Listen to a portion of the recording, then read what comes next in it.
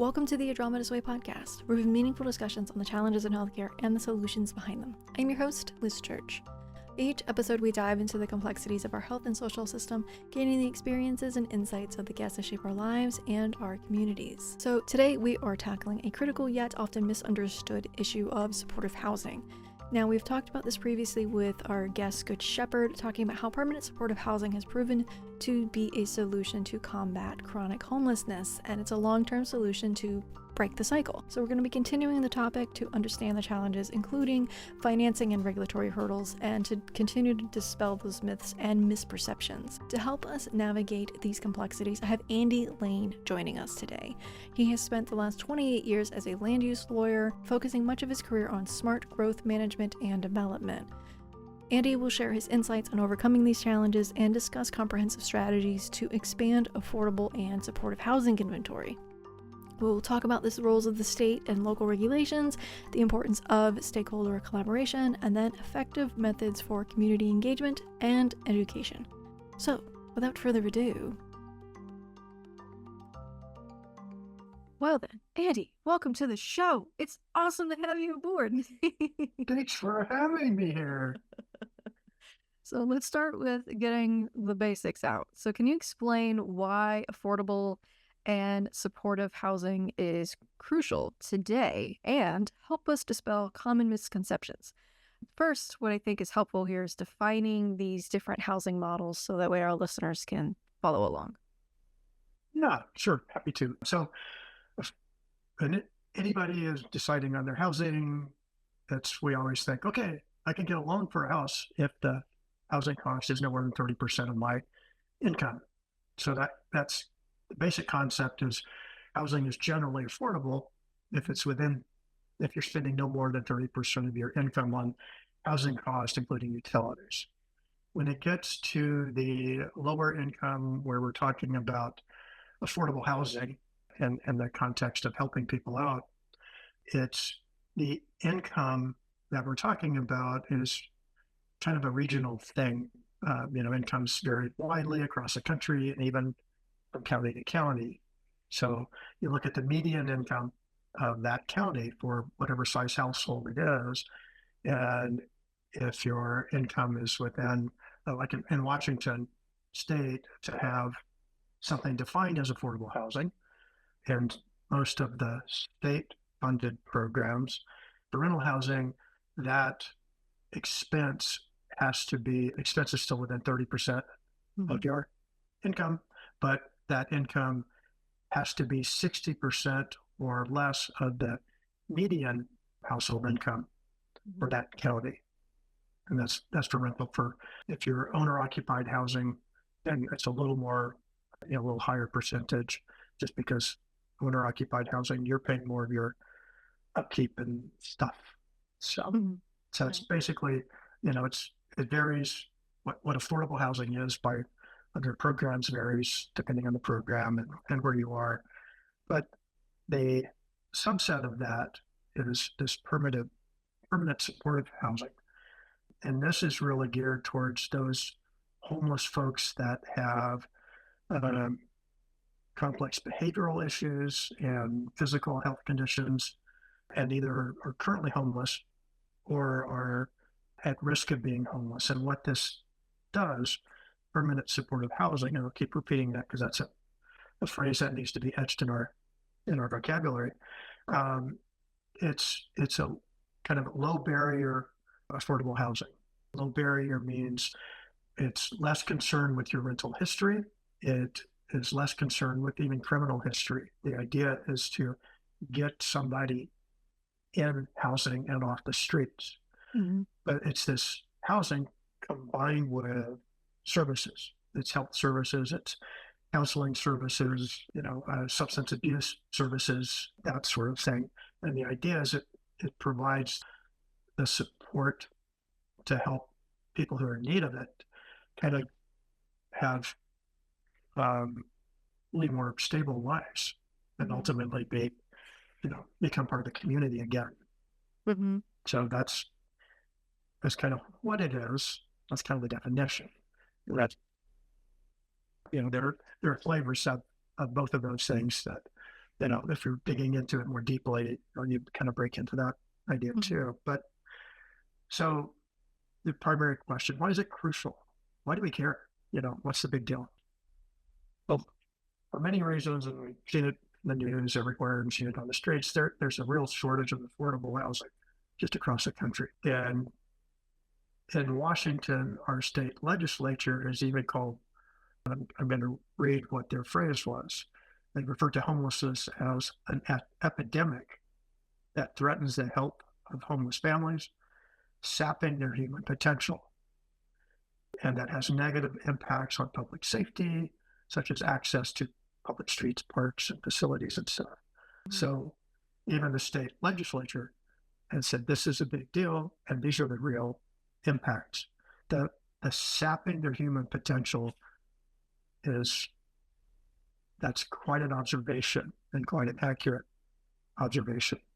A lot of the homeless suffer from serious behavioral issues or physical health conditions, and these things inevitably become worse if they're not treated. Right.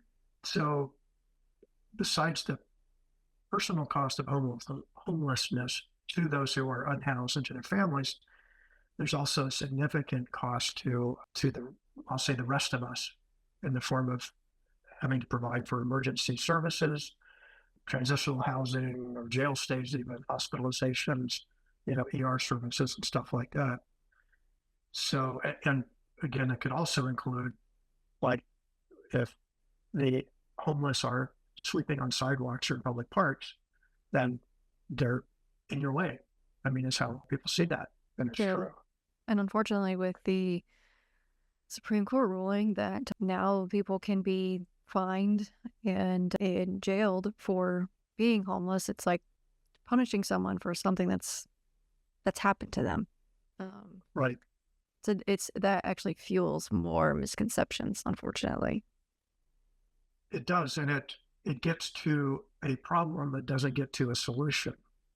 It doesn't attempt to solve anything other than making homelessness less inconvenient for those who are housed. Yeah. But it doesn't do anything to solve the problem. And maybe that touches on an interesting segue. I guess I'd say so, in addition to concepts of basic human compassion, which all spiritual traditions, has a foundation in that, right? And the cost to society in the big picture of just wasting human potential,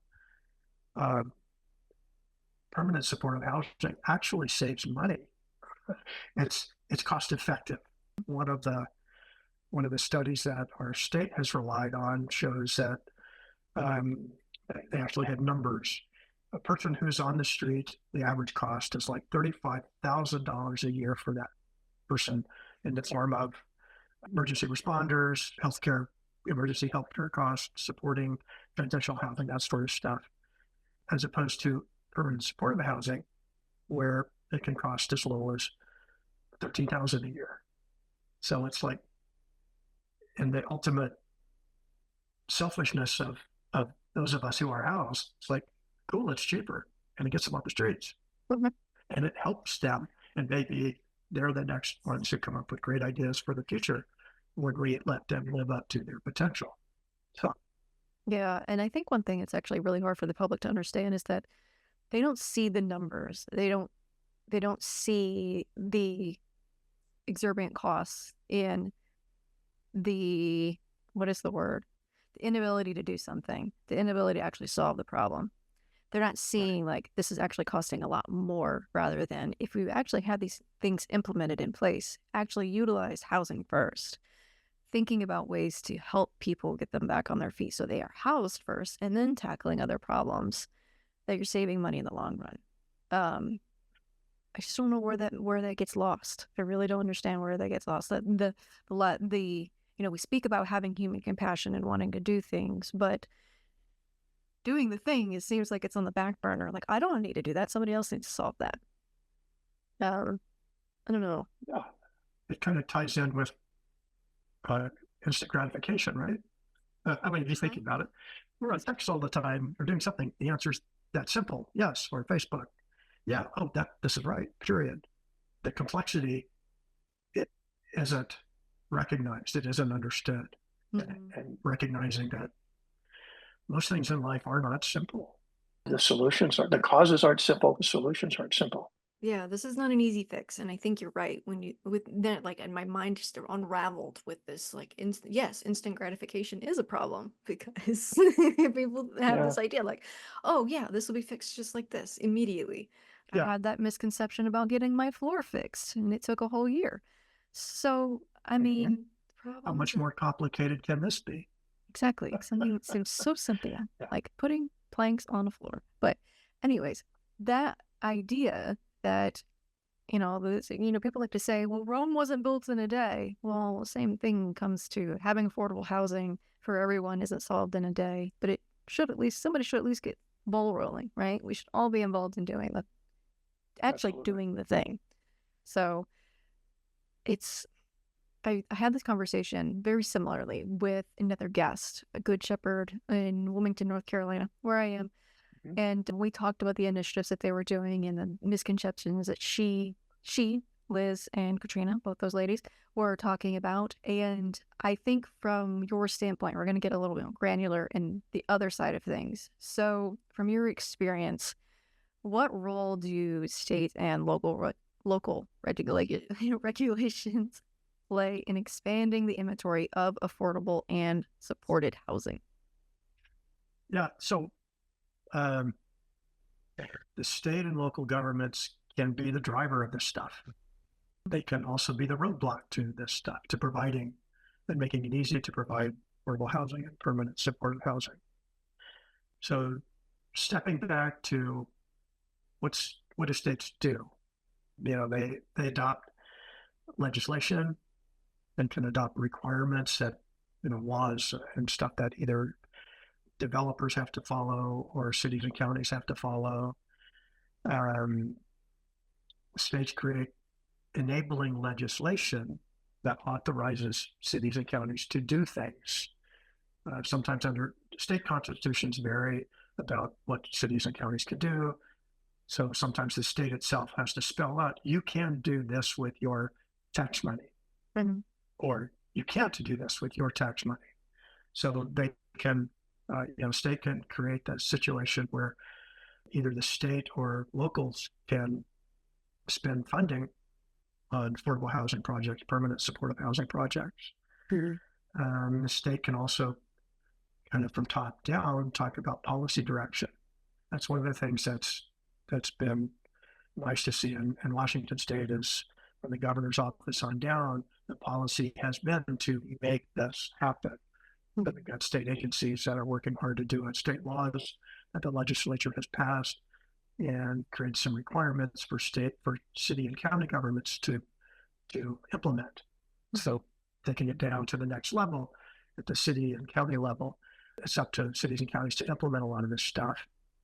They too can create funding and help support things, either provide grants or even, and we can talk about this a little later, but even provide exceptions from certain costs in developing housing.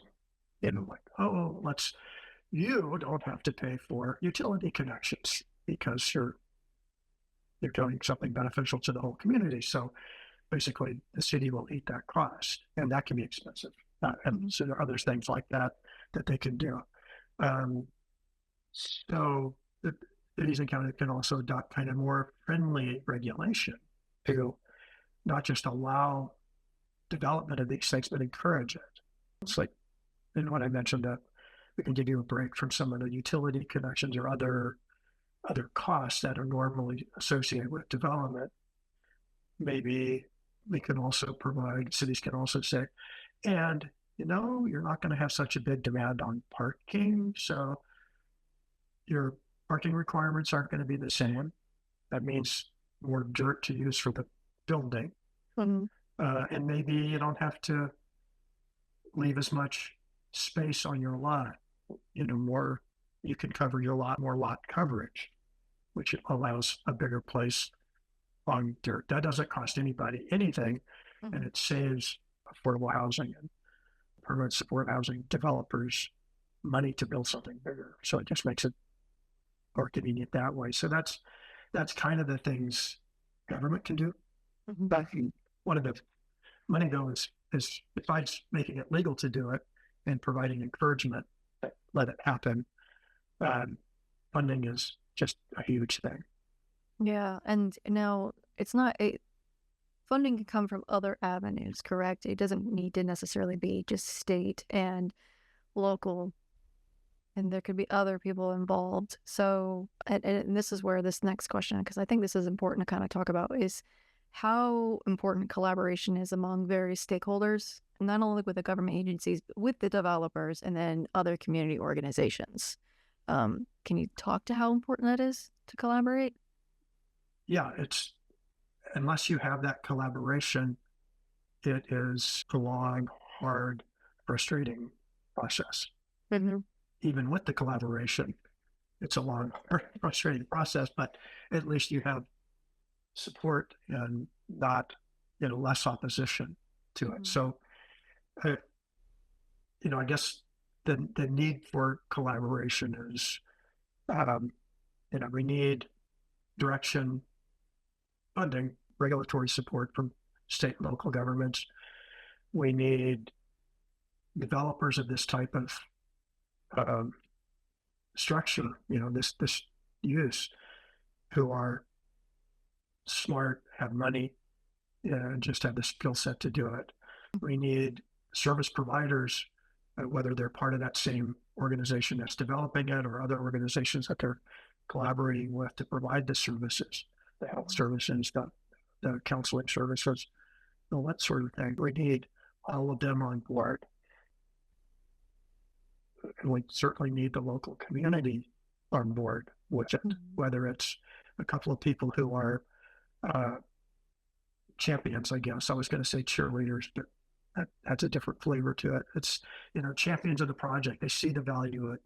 They see that it's complex. And they're, leaders in the community. And you've interviewed such people before for this type of project. And, have somebody that's known in the community or people that are known in the community, whether they're elected officials or volunteers or business people, and have their collaboration is so helpful because it helps others understand, this is that much more important.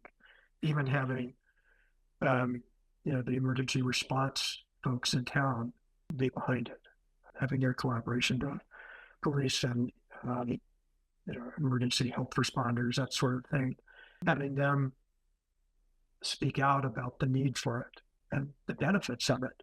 All of those things are helpful. There will always be opposition, whether people don't understand it or don't care. That's always going to happen. So the more working together that you have, the more successful the project's going to be. One of the things to keep in mind of having, especially local collaboration, is you really do want to address local concerns. Some places are different. Rural place is different than a real urban place as far as first what the need is, but also for development, what's available for developing. Gosh, do you even have water and sewer services?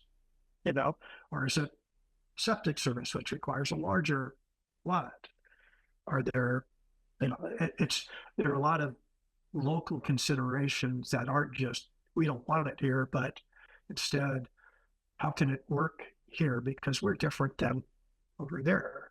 So there's, it's never one size fits all, but having the collaboration with the local input helps really tailor the design and an operation of a facility like that to really meet the local needs.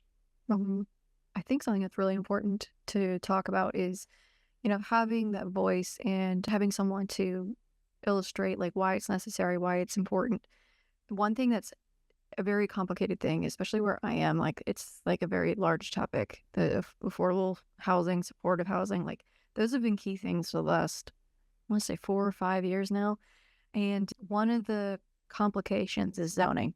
And everybody's arguing about zoning. So this next one, obviously, zoning allowances can significantly impact the development of affordable and supportive housing. So, Andy, can you discuss how current zoning regulations either help or hinder these developments?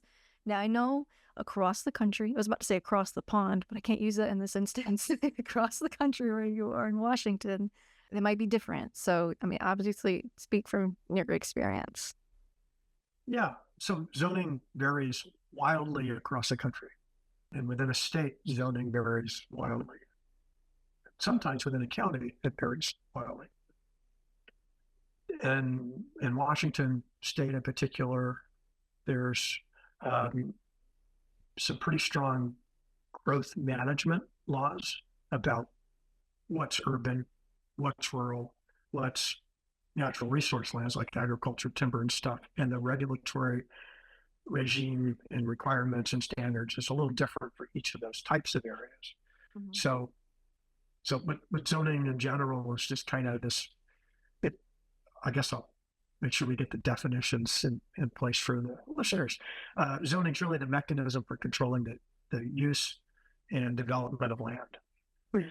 And it's zoning includes both the actual zoning of a parcel, like this is zoned for single family, this is zoned for agricultural use, whatever that is. But zoning also includes development standards, height of buildings, footprint, setbacks, parking requirements, all these other things. Zoning also gets us into the application review process. How an application, what does it go through? Is it just staff looking at it? Is it separate hearing examiner? Is it an elected official? That sort of thing. So zoning has layers to it, and it varies wildly. And zoning it's kind of evolved, I guess I'll say, the last almost 100 years to protect single family homes from other uses, industrial uses, and intense commercial uses and stuff. Yeah. And then since then, it's more protecting single family from even multifamily. So it's like, we have single family homes here. We have large multifamily complexes here.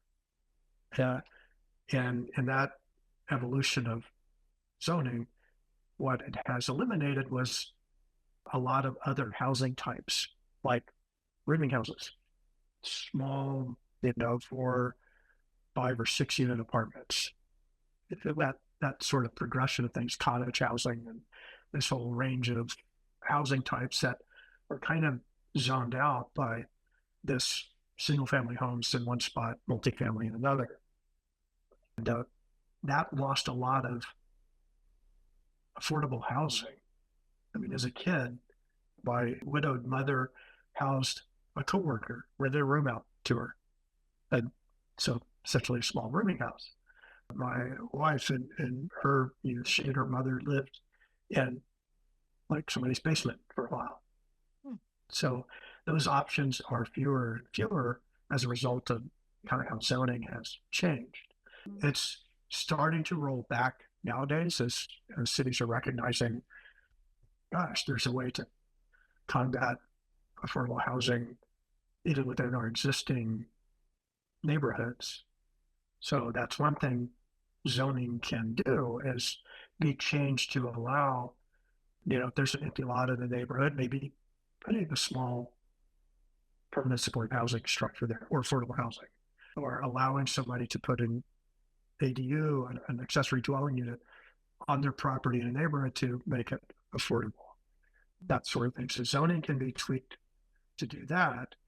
And then development standards, we talked a little bit about this earlier, it's like to encourage affordable housing, permanent supportive housing, a jurisdiction, a city can say, okay, you guys will waive the requirement to pay what's usually a lot of money for utility hookups, other expenses like that. Mm-hmm. Regulatory waivers can encourage development of these things. So even waiving development standards a little bit. Okay, you can build a little higher maybe because you're doing this benefit to the community. Or we won't apply the setbacks, the property line setbacks the same to you. So you can build out closer to the property line because you're benefiting the community. So those are development standards that can be played with in addition to zoning. The other piece of it that can get really expensive in the zoning world is the approval process. Yeah. So when, for most single family homes on a lot that already exists, you just go in, submit an application, and staff says, okay, signs off on it, and you get a house. So having codes that are written and detailed enough where staff is the one that makes the decisions, that's a really cheap way to go. It saves a lot of time, a lot of money. Staff is skilled enough and can read the code and administratively say, okay, this use is allowed here. Your building design and your supportive structure, support services, this all meets the code. Okay, here's your permit. But it can also be another layer of review if there are things to be weighed and balanced, like does there need to be buffering between the neighbors, or do we really need to do a more detailed look at parking requirements or something that may kick it up to a different level of review where you have maybe a hearing examiner, kind of this independent third party, which is employed by the city, but still is an independent decision maker, and staff reviews everything and hands it to this person. It says, here's our recommendation, but this person, this hearing examiner, decides, and that person takes testimony from the public and hears all of their concerns, and then considers what is a flexible code at this point to try and put the conditions on it that make the most sense for that community and this use. So it responds to some community concerns, but it also is a longer, less predictable, and therefore more expensive process. And there are certainly some places with a process where the elected officials ultimately decide to approve or not approve something like this. And that certainly reflects kind of community input, but it is also reflects kind of community bias to the extent it applies to political decisions. And that creates a whole other level of uncertainty and makes it even more tenuous and more expensive. So public perception often poses significant challenges to the affordable and supportive housing initiatives. So can you discuss the common public perception issues and the opposition these projects face, and highlight how we can kind of go forward with these initiatives in community engagement? Yeah. So I guess the starting point on this is one of the perceptions that these are mostly addicts, who are just living on the street. And it's like, yeah, well, no, most folks who are living on the street, there are other reasons, maybe there are behavioral health issues or medical issues, disabilities and stuff, but it's the lack of affordable housing, it's low wages, it's high cost of living, all of these various things come into play. And most people who have substance abuse problems who are on the street develop those after being on the street. So being on the street came first, and then substance abuse stuff happened. So that's kind of one piece of this perception. Another is, some people just want to be on the street. It's like, yeah, I think the legal phrase for that is that's bullshit. That's absolutely not the case. People are on the street because of circumstances. And maybe it's a bad decision that they made somewhere along the line. Usually it's something else. It's something that has essentially happened. And ultimately resulted in them not being able to afford a place to stay. So other misperceptions or other concerns, I guess I'll phrase it differently. This is going to lower my property value. Yeah, not really. But first, it's a legitimate concern, right? Because people who own homes, that's usually among their biggest asset. That's where their money is sitting. So the fear is real when we can't just dismiss it. A lot of studies have shown there's really no link between having affordable housing and urban supportive housing in a neighborhood that drives property values. In a collaborative sense, what would be good in a particular project area is to talk with the local realtors and kind of get their take on it and have them say, oh, yeah, that's not going to change anything. Or, yeah, we've got this other affordable housing project over here. No, everything's fine. So that's helpful. It's a way to knock that up. Another misconception is it's going to make my neighborhood unsafe. And again, legitimate concern. But first thing it does is get people off the street. Those people that scare you when you walk home and have to walk off the sidewalk and can't go to your park. So, at a well-managed, permanent, supportive housing outfit, these people are getting help. Those who were unhoused are now getting support. It's like they could take a deep breath, relax, and do something constructive. Yeah. I'm not saying it's a big thing necessarily for an individual, but something more than to try and find a place to sleep or even go to the bathroom. Without those concerns, they can do something more that ultimately adds to the community. So, yeah. I think it's really important to do this too. And I just want to pull this real quick because this is also helps people understand these things. So we learn it in business school, psychology, all these different things. Maslow's hierarchy of needs. And on the very bottom, for psychological needs, air, water, food, shelter, sleep, clothing, and oh my goodness, would you know what happens when you have all of these things? Then you can start feeling safe and feeling like you can have the resources, health, and productivity to do something, to contribute in some form or fashion. And I think if people understand, breaking it down in this way of if you don't have your basic psychological needs met, you're not going to be okay. So getting these folks into homes helps them achieve that next level of their need pyramid. Right. Well, and it's important. Yeah, and it's emphasized and reinforced by brain studies for years. There was a book I read a few years ago, and I forget the author, but the book is called Scarcity. And it talks about what it does to the brain to be, without resources, whether it's in a business world, if you're too busy, you can't think of everything, right? I mean, you're overwhelmed with everything that has to be done. You miss things. So it's that when you don't have the resources, time, to do everything, you're going to miss stuff. Certainly, and if you don't have a place to sleep or a place to get food or some way to protect your young daughter with you, you're out of resources to consider anything else. This is the only thing that your brain allows you to do. And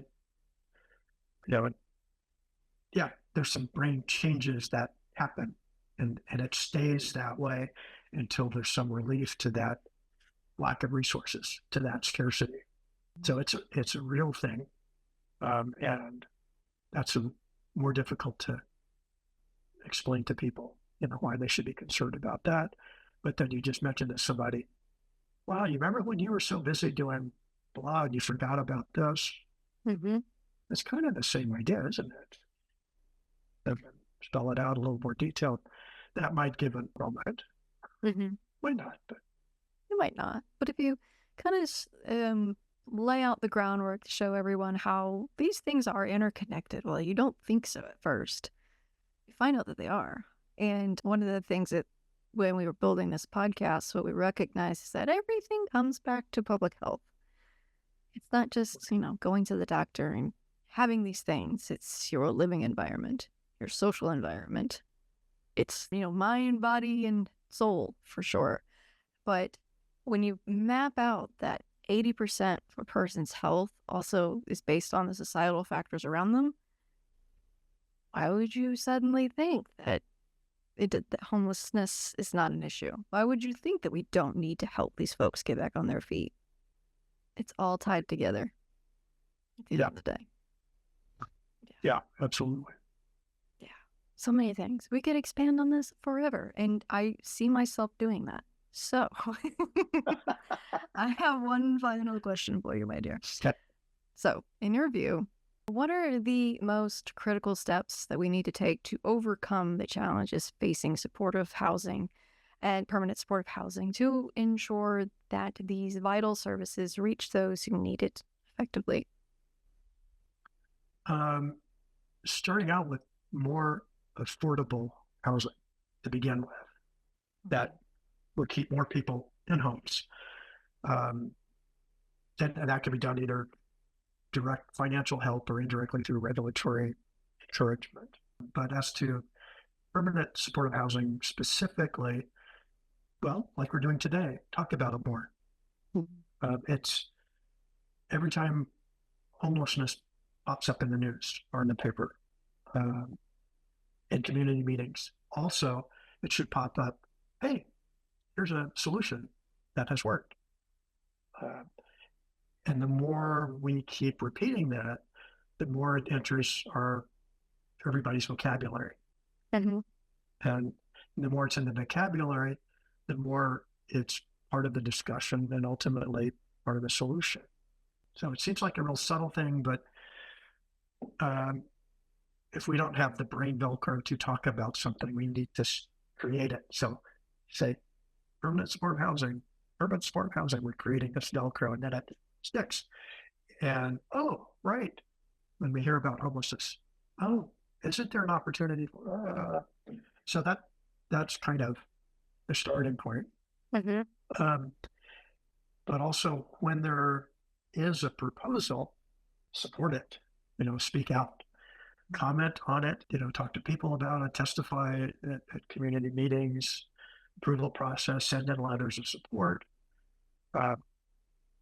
That's let everybody know how important it is, Mm-hmm. and that you're in favor of it. That's one thing we can do. I guess I'd say let's adopt a mantra. Permanent supportive housing works.